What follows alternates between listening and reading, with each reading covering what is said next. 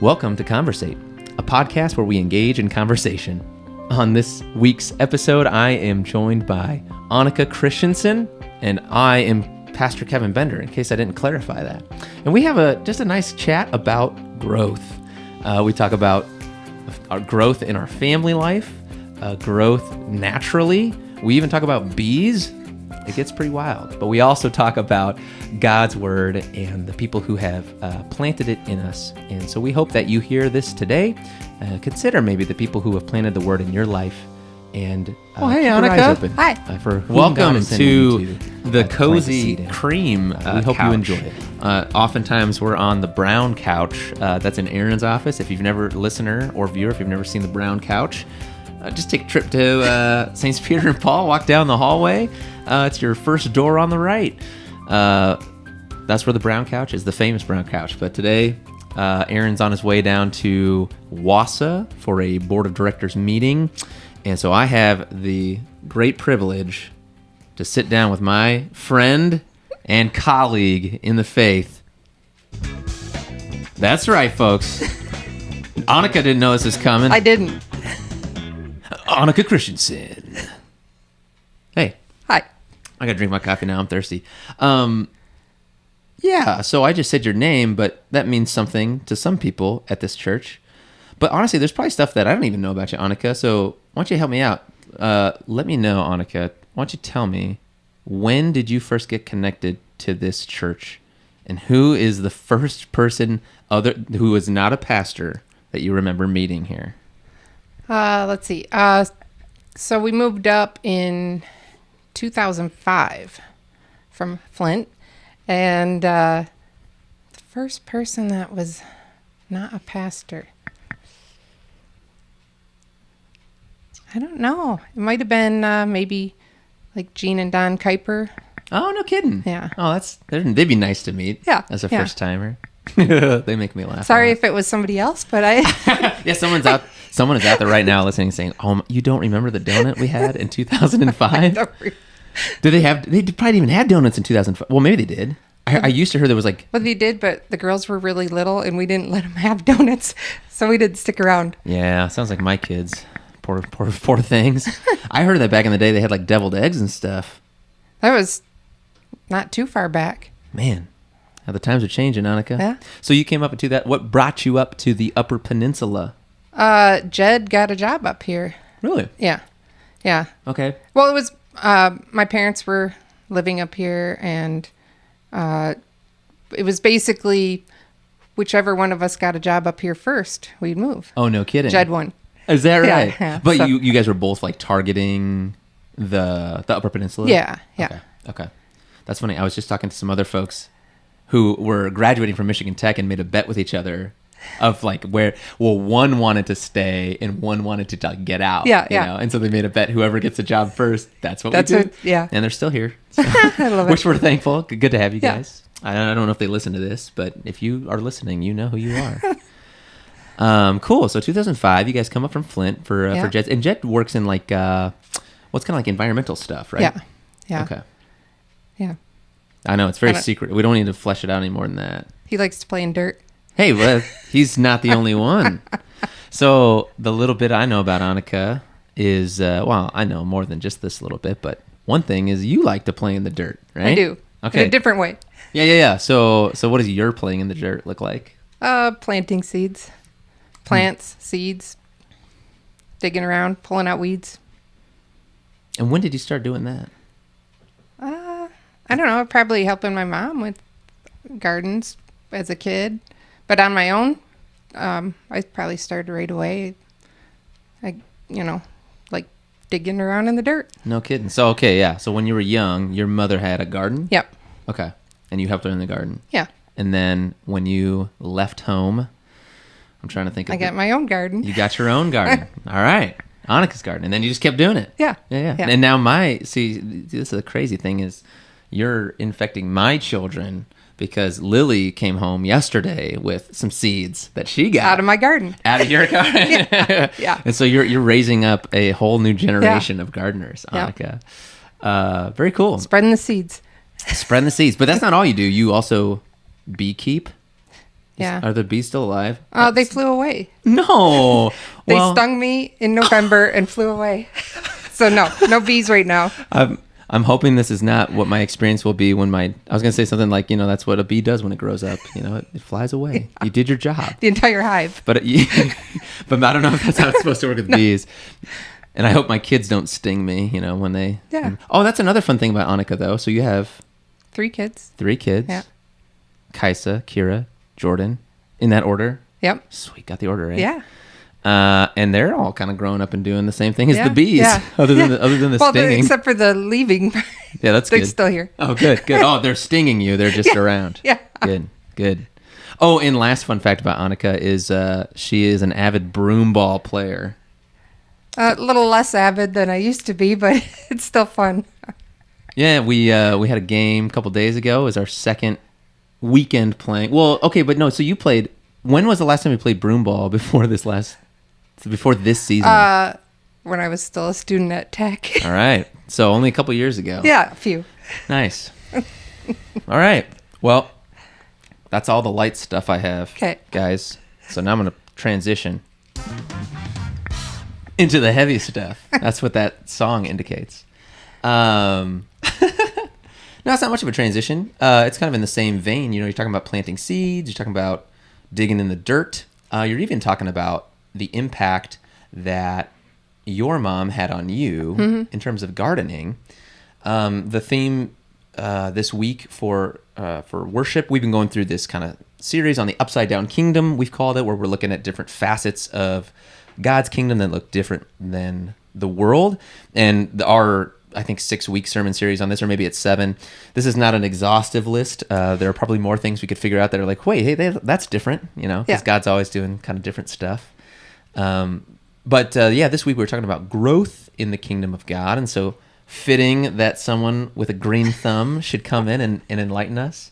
But I'm kind of curious, Annika, if you're willing to just share, what when you think of your faith and you think of, I don't know, being young, or like, have you always been a Christian? Did you grow up as a Christian? Yeah. Okay. Well, yeah. Well, I'm going to stop asking yes or no questions. Here's what I'm going to do as an interviewer. I'm going to say, Annika, tell me about your faith life. Tell me about you don't have to get, like nitty gritty right now, but just like, what was that like for you as a kid growing up? What did faith look like, or what did Jesus or church look like for you? Well, I started out in a Lutheran school through the 3rd grade. So, my parents obviously were bringing me to church at a very early age and learning about Jesus. And we moved, and then I started public school, which was a total shock to the system. But, I had a good start, a good foundation. So it just has grown from there. Yeah, hats off to the Lutheran school system. I was a product myself. That's why I'm so weird. But no, I actually experienced the same sort of culture shock when you transition from private Lutheran school to public. Like, what was it about that shift for you that was kind of like, oh, this is different? The kids were different. They were all swearing. I mean, in the 4th grade, they're swearing. Sure. Like, wow, the principal would spank kids for probably lesser offenses. And so I thought that was really shocking. Just the kids, I guess, would be the main thing. They were not what I was used to being with. A little more rough and ready. Yeah. Well, that's because I went to Lutheran school through 8th grade. And when I transitioned in 9th grade to the public schools, they were also swearing then. But then it felt more like, I think this is what 9th graders do. But apparently for you, you're like, I don't think 4th graders do this. Right. Yeah. I also remember when I transitioned that I'd get in trouble for leaning back in my chair a lot at Lutheran school, but I never did in the public school. Yeah, they don't care. No, they had bigger fish to fry at that point. So that was kind of nice, So, okay, now when you think of, it doesn't have to be as early as your grade school days, but like for you, who are some of the people that you kind of see as like, man, these people were kind of pivotal in my faith life? I'd say my parents and grandparents and just, as I got older, pastors and, I can't think of like specifics, of anything but just I don't know what else to say. Yeah, well, no, I mean, I think that's, that's always the hope, right? Actually, we read that a lot in the scriptures, and we kind of make a pretty big emphasis about it around here, I think. I hope that kind of bleeds through that the family unit is a huge, helpful structure that God has given us. Mm-hmm. Now, the challenge is that not everyone's family unit maybe benefits from the sort of stabilized upbringing that it sounds like maybe you had. Which is kind of the fourth grader, your fourth grade experience. Yeah. But not just in a moral way. I mean, like, it's very difficult, I think, for, I don't know. I guess I can't speak for someone. I should not be too quick to speak about being connected to Jesus. All I know is that, like, I also benefited from having an upbringing where it's like, dude, I learned a lot about Jesus. Okay, maybe this is a simpler way to put it. In our 7th and 8th grade class yesterday, we were looking up some Bible verse, or someone thought of a Bible verse that was related, and they like quoted it. Yeah. And then someone was just like, how do you do that? Like it just like blew their mind that like this person could quote scripture, you know? Well, it's not that mind blowing if that's something that is kind of trained to do, drip down, something that you just kind of are around. And it's not like that kind of a thing makes someone a better person than another person. That's not the point. But certainly knowing God's word is advantageous in life for basically wisdom or for kind of personal growth even. Yeah. So you kind of were afforded that in your family structure, which is neat. Yeah, and then, it was funny to hear you as, especially as I think of my 7th and 8th graders, you said as you got older, then pastors. Yeah. But not when you were younger. I don't really remember the pastors when I was little. Darn. I'm all right. Sorry. I got to give up my dreams of being all of these kids' heroes. I thought I was their hero. No, I'm just kidding. That's fair. I mean, when I was young too. Well, a little different for me because my dad was my pastor. Hopefully, you remember him. But that's you're making the point right now that like, and this is what we try to tell with our 7th and 8th grade parents too. Is like you guys are the influencers. It's not us because we're with them for an hour, or maybe 2 in a week. But you're with them for I forget the number. 168. That's a long time. That's yeah. Feels like it. Feels like 500. Yeah, so you're the ones with your kids all the time. You have a huge hand in their formation. And a lot of studies have been done that talk about basically a kid's faith will emulate their parents' faith. So the faith that you have in many respects is the faith that your parents had, at least until you kind of hit that leaving home. Yeah. When you start planting your own garden. Yeah, exactly.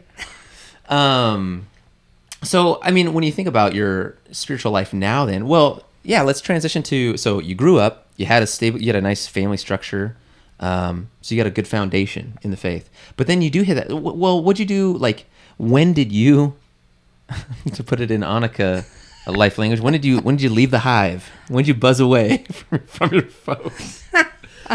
So my parents moved a lot. We lived in the Thumb area when I graduated from high school, and I went to Tech. And so, I mean, you could say I left the hive when I went to Tech, but I would come home in the summers. And then graduated, went back, and my parents moved up here. Like, it's flip-flopped. Not too long after I graduated. And so then I was living down there. We moved up here. Okay. They moved back down. So then they came back eventually. They're back now, yeah. Wait, when did they come back? 2018. No, so really recent. Yeah. Okay, I didn't realize that. Yeah. So in case you're listening to and you're like, wait a minute, who are these? Just so you know, Annika's parents also are. Wait a minute. No, I'm just going to do that's the people who grounded your faith. I know these people. You do. This is Don and Ann Kendall. Just going to, do they listen to the podcast? Sometimes, yeah. Oh, crud. All right. Well, sorry, Don and Ann, I'm selling you out, but they sit on the right-hand side of the church at the 8:30 service. I don't know, let's say 8 rows up. I never counted, but I've never in our row. I'm going to count this week, see how accurate my pew math is. No, they're great. They're great. So, awesome. Okay, so that's funny, though. But now, so you go to Tech. Do you meet Jed at Tech? Yeah. No kidding. I've never heard this love story, Annika. How did you meet Jed? If you don't mind sharing. He lived down the hall in the dorms. I like it. That's my. Never mind. I'm not gonna make any comments. No, wait. So he lived down. Was it freshman year? I guess met my freshman year, but I don't remember. He says I laughed at him in the elevator. Okay, so he remembers. I don't remember that. Who made the first move? I guess probably Jed. I don't. That sounds like a Jed move. Yeah. Jed's a classic guy. He's a traditional fella. That's good. Good on Jed. That's so funny. You laughed at Jed, and he remembers this. I don't remember. And I can tell you this, folks, but you have to ask Annika. I'm not going to put it on this. I'm not going to put it on the interwebs. But Annika has done a lot of things since that first meeting that has made me laugh, and I think Jed, but also Annika for sure. At least when she tells me the stories. So ask her stories about funny times in their marriage, because she's got some good stories that also have to do with getting your hands dirty, or at least nature. Yeah, definitely. And I won't tell anyone. Well, I can't even remember the story right now if Jed has a phobia, but if he does, I'm not going to exploit it. He does now. I know that much. He does. All right, sorry. Too many A few inside jokes. phobias. A few phobias. After some years. Okay, so wait. Okay, I'm just getting the story straight. So you grew up, Don and Ann. Yep. They're taking you to Lutheran school. You're learning about Jesus. You transfer to the public school. You're still learning about Jesus because, hey, newsflash, guys, Jesus came not for the healthy, but for the sick. Yeah. Which is the Lutheran school kids and the public school kids. But anyways, different experience. Yeah. And then you go off to tech. Yep. You meet Jed. When do you guys get married? A year after I graduated. He Okay. was 2 years ahead of me. Okay, got it. So, yep. So then you leave tech. You and Jed get married. You're starting your own garden. In many, I mean, the garden of your family is also starting. That's getting way too personal, Kevin. I never know where the line is. How long into your and Jed's marriage did Kaisa come along? 2 years. Okay, yeah. So 2 years of sweet peace. We got married in 2000. Kaisa was born in 2002. Kira 2004. Jordan 2006. Oh, nice. It's very easy to remember. There you go. Yeah, you keep birthdays. That's good. Ages. Actually, my family, we're all 3 years apart. Oh, Me and all my siblings. Yeah.